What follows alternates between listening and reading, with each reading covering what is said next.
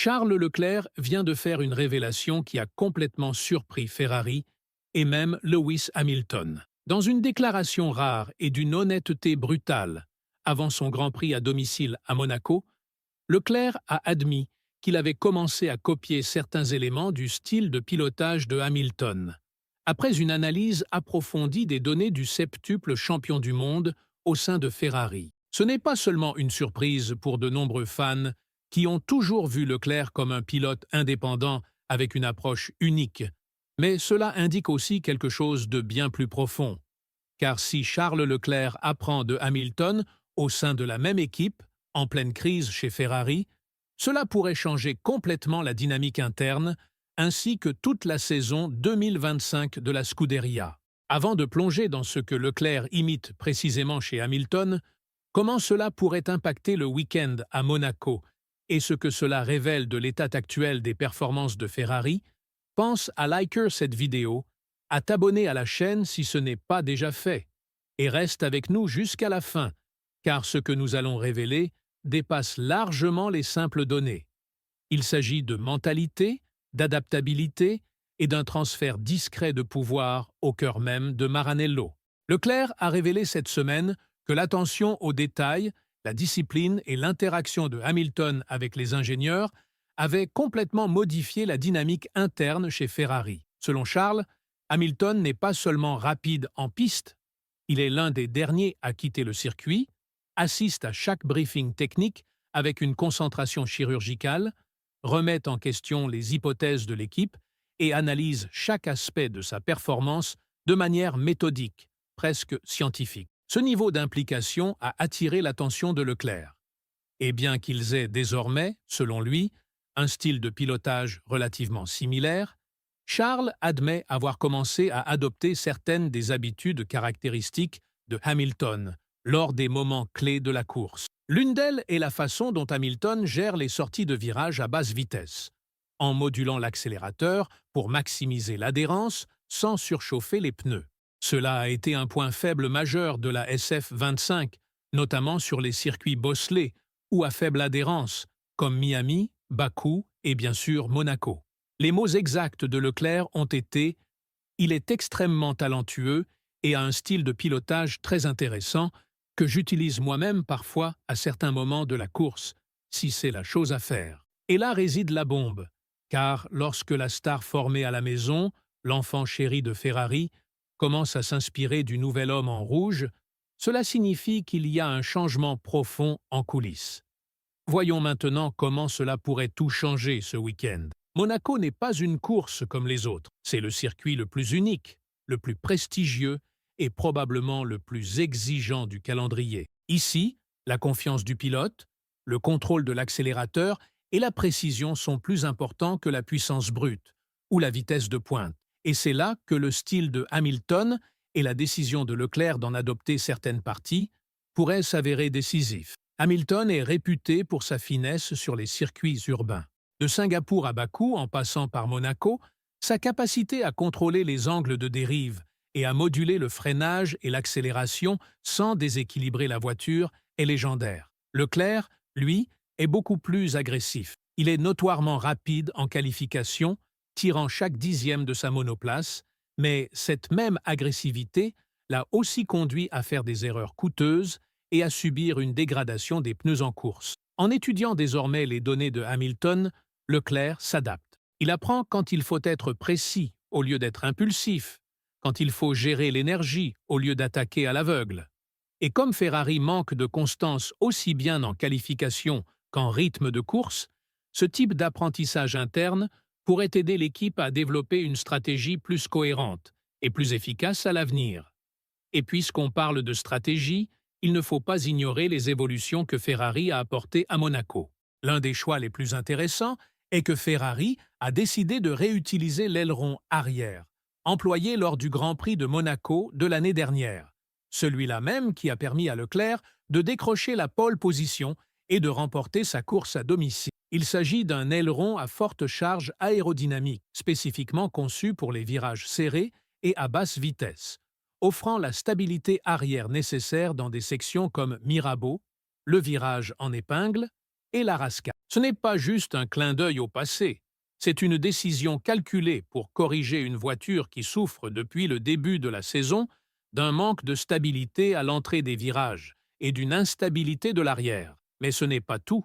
Les ingénieurs de Ferrari ont également procédé à des modifications internes de la hauteur de caisse et de la rigidité de la suspension. La SF25 est l'une des monoplaces les plus rigides de la grille cette année. Idéale pour les circuits rapides, mais catastrophique sur des tracés techniques et bosselés.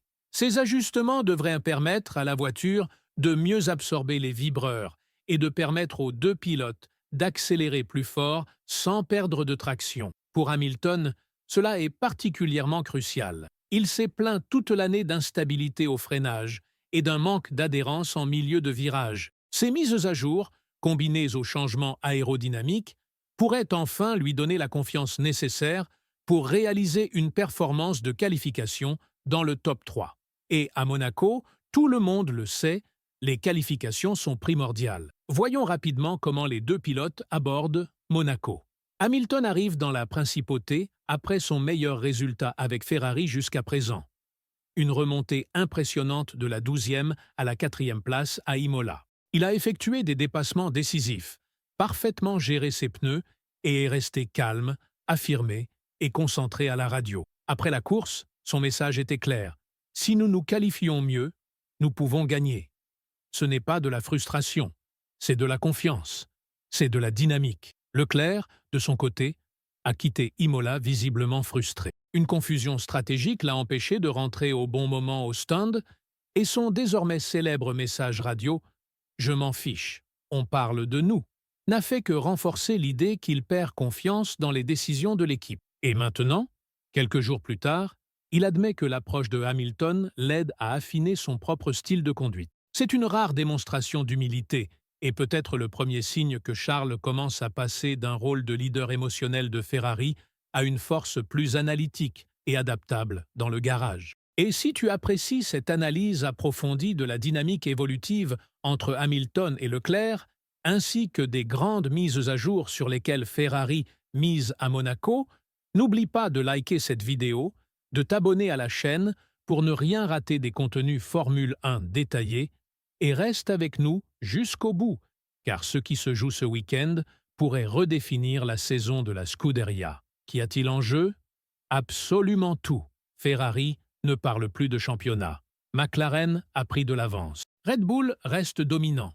Et Mercedes, malgré ses propres problèmes, n'est pas loin derrière. Si Ferrari veut sauver la saison 2025, cela doit commencer maintenant. Cela signifie tirer chaque dixième possible de la SF25, en qualification, en stratégie et dans l'exécution des pilotes.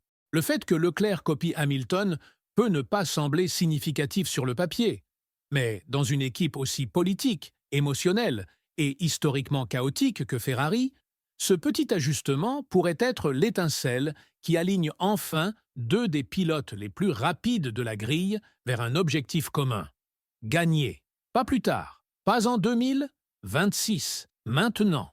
Et ensuite, il ne s'agit pas seulement d'emprunter une ou deux techniques à Hamilton. C'est un changement plus profond qui se produit actuellement chez Ferrari. Pour la première fois depuis des années, les deux pilotes sont clairement alignés dans leur retour technique. Ils pointent dans la même direction, ils partagent des données, apprennent l'un de l'autre et trouvent un rythme qu'on voit rarement au milieu du chaos de Maranello. Et c'est pour cela que cette révélation compte, car Leclerc, le héros local au talent brut et à l'émotion intense, combine maintenant son agressivité naturelle avec la précision calculée d'un septuple champion du monde. Et Hamilton, en s'adaptant à une voiture qui n'a pas été conçue pour lui, transforme lentement cette machine en quelque chose avec lequel il peut se battre et en laquelle il peut avoir confiance. Les nouvelles améliorations de Ferrari pour Monaco, de l'aileron arrière à fort appui inspiré par la victoire de l'an dernier, aux géométries de suspension ajustées, aux réglages affinés des amortisseurs et à la nouvelle philosophie de hauteur de caisse, ne sont pas seulement des changements techniques. Ce sont des signaux que Ferrari écoute enfin, que les ingénieurs répondent non seulement au chronomètre, mais aussi au ressenti, à l'instinct, aux besoins des pilotes. Et quand des pilotes de ce calibre se sentent écoutés, c'est là que la magie opère. Ne nous emballons pas. Une seule course, même Monaco, ne réécrit pas toute une saison, mais les fondations sont posées. Leclerc, qui ne s'accroche plus obstinément à son propre style, évolue. Hamilton, qui façonne lentement la mentalité technique de Ferrari autour de ses retours, gagne en influence. Et Ferrari, malgré toutes ses erreurs passées, pourrait enfin construire cette synergie interne qui mène à des résultats concrets. Ce qui se passera en qualification sera crucial. Si Hamilton peut enfin partir là où il termine, le podium est une possibilité réelle, non seulement à cause des mises à jour, mais aussi en raison de la confiance qu'elles apportent. Confiance dans la voiture, dans la stratégie, l'un envers l'autre. Et pour Leclerc, c'est sa course à domicile. Une victoire ici, ou même une place en première ligne, pourrait relancer sa saison, restaurer la confiance avec l'équipe et rappeler à tout le monde qu'il reste l'arme la plus affûtée de Ferrari, quand tout s'aligne. Mais la véritable histoire ici, celle qui pourrait tout changer, c'est que pour une fois, les deux pilotes de Ferrari ne sont pas divisés. Ils sont connectés, ils poussent dans la même direction, ils apprennent l'un de l'autre. Et si cela tient, si Monaco devient le tournant au lieu d'être l'exception, alors ne sois pas surpris si ce changement discret à Maranello devient l'étincelle qui rallume le cheval cabré. Dis-nous en commentaire ce que tu en penses. La révélation de Leclerc est-elle un tournant? L'influence de Hamilton se fait-elle enfin sentir là où cela compte le plus? Et ces évolutions donnent-elles à Ferrari une vraie chance de rédemption à Monaco? Restez jusqu'à la fin de cette vidéo. Merci. N'oublie pas de cliquer sur j'aime, de t'abonner à la chaîne pour des analyses approfondies de la Formule 1 et des récits au-delà des gros titres, et d'activer la cloche de notification pour ne manquer aucun rebondissement de cette incroyable saison 2025. Car que ce soit par les données, le développement ou les styles de conduite, quelque chose est en train de changer chez Ferrari. Et Monaco pourrait bien être l'endroit où tout commence.